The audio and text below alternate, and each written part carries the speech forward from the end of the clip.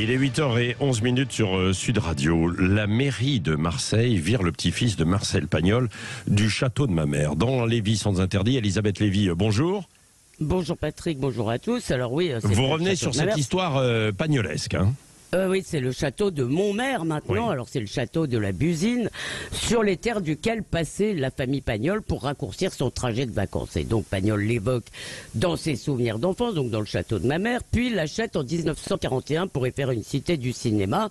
Il est ensuite réquisitionné par les Allemands, puis par l'armée française, et finalement il échoue à la ville en 1992. Et depuis 5 ans, le petit-fils de Marcel Pagnol, Nicolas Pagnol, bénéficie d'une délégation de service public. Il a créé un centre culturel plutôt axé sur le cinéma et la culture populaire, hein, par exemple avec des expos de Johnny, Belmondo ou Spielberg.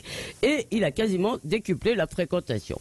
Alors, mercredi dernier, il apprend que sa délégation va lui être retirée au bénéfice du Centre de culture ouvrière, une association d'éducation populaire qui gère des centres sociaux à Marseille et qui s'est associé à un loueur de matériel vidéo. Alors, fureur de l'intéressé, ils vont transformer ce lieu mythique du patrimoine de Provence en maison de quartier. Chez les défenseurs de l'identité provençale et les élus de droite, c'est le branle-bas de combat. Hein. Valérie Boyer, la sénatrice LR, dit Benoît Payan relance les purges communistes, dit-elle. Il y a aussi une pétition. Oui, alors que fallait-il faire? Il ne faut pas laisser ce lieu à Pagnol?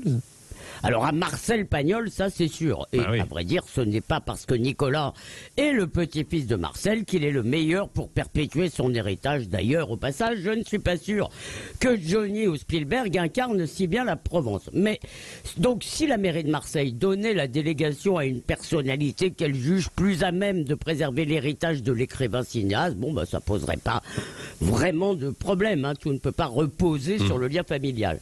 Mais en quoi une association sociale qui fait du social serait-elle plus légitime? Après tout, si Benoît Payan veut créer un musée de la mémoire ouvrière, par exemple, il ne manque pas d'usine désaffectée. Alors, il y a 2 ressorts, me semble-t-il, derrière cette décision. D'abord, un que j'appellerais la politicaillerie, apparemment, hein, c'est ce qu'on lit dans certains journaux. Il s'agit de faire une bonne manière à des groupes trotskistes, disons à la gauche, à l'aile gauche de la municipalité.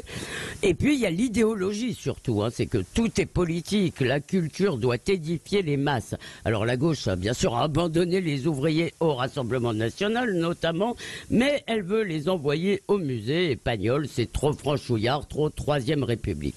Et puis d'ailleurs, il faut aller un peu au-delà de cette affaire marseillaise, hein, parce que plus largement, pour les municipalités de gauche, on s'aperçoit que la culture, c'est un terrain d'ingénierie politico-sociale, hein, le moyen de formater les esprits et surtout d'effacer, bien sûr, un passé coupable de sexisme, racisme, colonialisme, et j'en passe. Alors il faut épater le bourgeois, hein, par exemple, avec les danseurs nus dans un potager à Lyon. Et il faut aussi s'incliner devant les minorités bruyantes, hein, honorer un patrimoine, c'est vraiment pas leur truc. Par exemple, à Strasbourg, la première décision de la maire de gauche a été de fermer le musée des Beaux-Arts 2 jours par semaine plutôt qu'un. Alors au siècle dernier, vous vous rappelez Patrick, vous le rappelez, pardon, il y avait le communisme municipal qui était clientéliste, mais qui parfois faisait quand même certaines réalisations. Il ne manquait pas d'ambition. La gauche est en train d'inventer le wokisme municipal, c'était mieux avant. Merci Elisabeth Lévy.